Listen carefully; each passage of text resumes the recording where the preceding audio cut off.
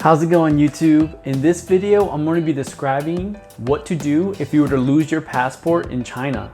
Now, for this whole process to be as smooth as possible, your level of Chinese should be at somewhat of a medium level, but it is possible just to do it in English. So I'm going to go and break it down into 4 steps you need to be doing. And at the end of the video, I'm going to provide some tips and tricks on how to get prepared before you lose your passport so that it is as smooth as possible. Anyways, let's get started. Now, I am assuming you came to China legally, so you use either a visa, like a tourist visa or a work visa, or have some kind of a residence permit. If you didn't come here legally, this isn't the video for you. So the first step is to go to your local police station and immediately report that you have lost your passport. You can look up your local police station in Baidu, and I can provide a description below on how to type in the Chinese characters of the nearest police station. But what you gotta do there is just tell them, hey, I lost my passport and I need to file a police report for a lost passport. If you have any copies of your passport or some kind of pictures, this may help too, speed up the process, but they shouldn't require too much paperwork. At the end of this visit, you should have a receipt from the police saying, hey, you have officially reported that you lost your passport and you're ready to go on to your next step. The next step is, number 2, is to go to the Entry and Exit Bureau. You can also easily look this up in Baidu, and I'll provide you how to look for the Chinese characters of the nearest Entry and Exit Bureau in the description below. So before going to the Entry and Exit Bureau, you need the following documents. You need the police report that you filed earlier in step 1. You need 1 or 2 copies of your passport photo, which is typically a 1-inch photo with white background. You can usually do this at booths over there in the Entry and Exit Bureau that's provided, or in some cases, you may have to go to an actual agency that specializes in giving visa images and passport images that is recognized by the Bureau.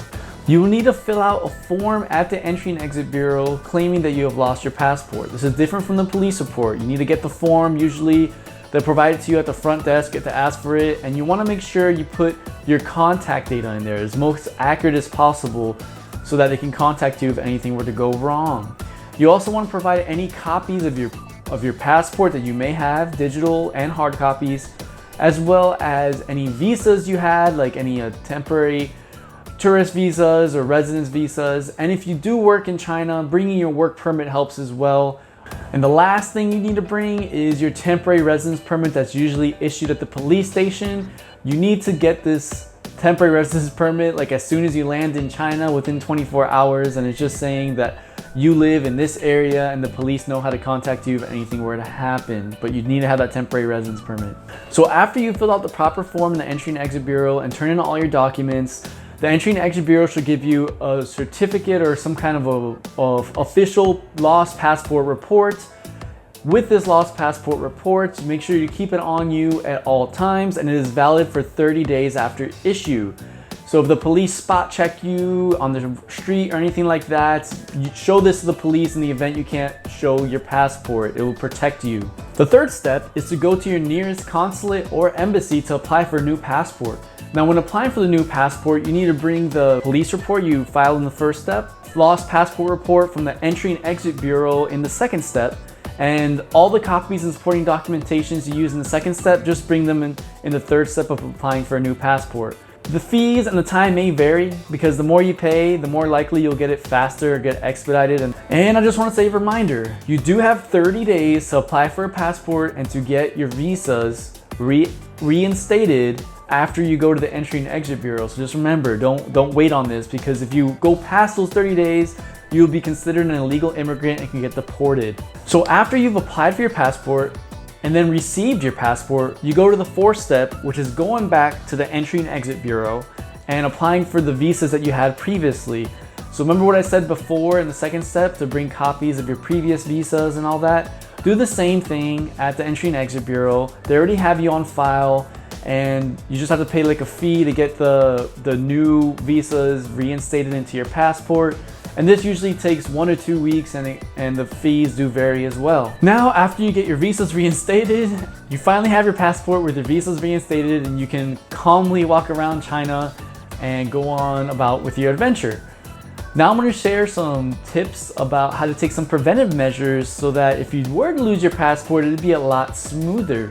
Okay, so what I do is I keep digital and hard copies of everything that I have that relates to my identity. So any proof of citizenship, so my passport, the full page, as well as all the visas in my passport, whether it's a work visa, tourist visa, my work permit, my temporary residence permit that I get at the police station when I first arrive to China. Everything that deals with your presence in China and proving that you are who you actually are. I always keep a digital and a hard copy. Also, it doesn't hurt to take a picture of your last entry date in your passport. Something I do living in Guangzhou is I know the nearest location of my consulate, and I have saved the hotline number of my consulate into my phone, and it doesn't hurt to know where your nearest police stations are and the entry and exit bureaus in your location if you're living in China. One more thing is that whenever I go print photos of myself with a white background, I tend to overprint, as in request maybe 10 photos so that if I ever need them in the future, I have them ready to go instead of having to go to another booth or another area to get the photos taken all over again. So I hope you learned something from this video, and I also hope you never have to go through this process, but I made this video so that you don't have to panic in the event you do lose your passport in China. So let me know in the comments below if you ever lost your passport overseas. I would love to hear your story and the process of how that went for you. Anyways, if you got some value out of this video, please hit that like button.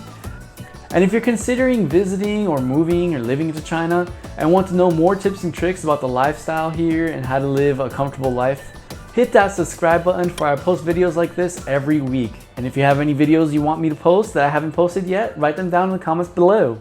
Anyways, I'll see you next time.